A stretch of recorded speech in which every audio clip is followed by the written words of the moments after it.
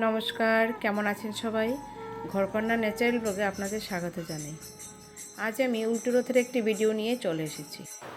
প্রথম রথের দিন ওদের বাড়িতে জগন্নাথ, বলরাম, সুভদ্রা তিনজনেই আসলো, কিন্তু সেদিন আমরা যেতে পারিনি।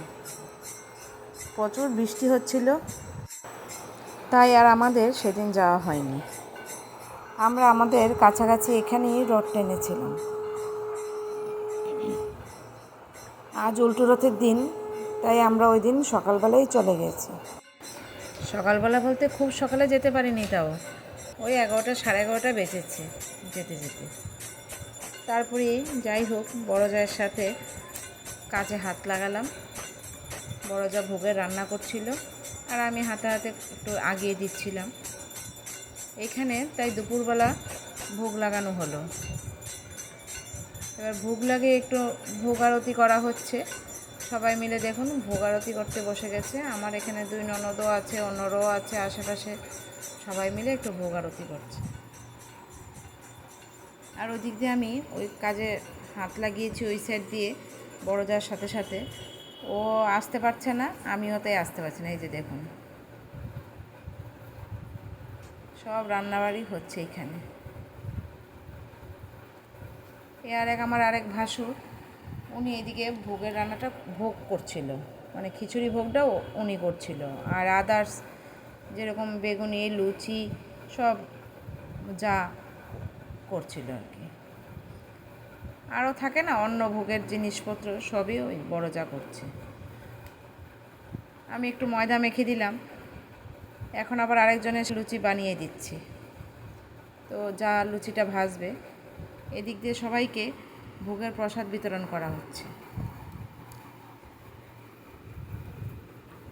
2-3 ব্যাচ বসা হয়ে গেছে, সবশেষে আমরাও বসেছি। এরপরেই আবার কাপড় টাপড় ছেড়ে নতুন কাপড় পরে রেডি হয়ে গেলাম। জগন্নাথ, বলরাম, সুভদ্রা ওনারা যার যার নিজের বাড়িতে যাবে। এই যে আমার বড় যা এখানে আবার ওনাদেরকে একটু আরতি করছে। তারপরে রথ টেনে বার করা হবে।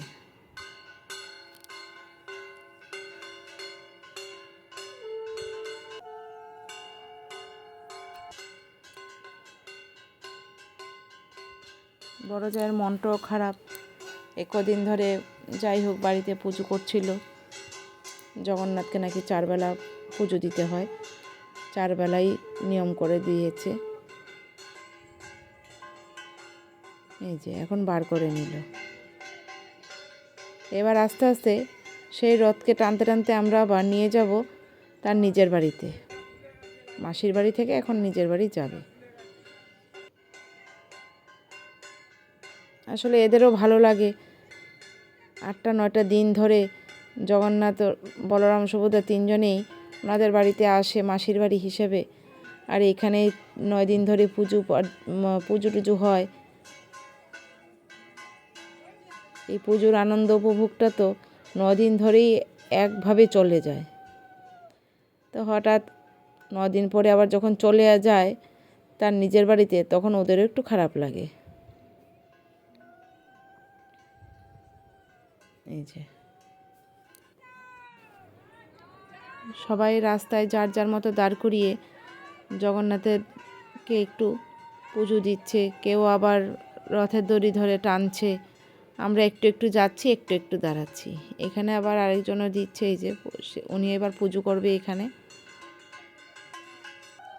উনি না প্রতিবারই, গতবারও আমরা এসেছি তখনও দেখলাম উনি জগন্নাথকে এখানে দাঁড় করিয়ে রথকে একটু পুজো করে তারপরে রথ টেনে তো ওনার কাজ সম্পন্ন করেন।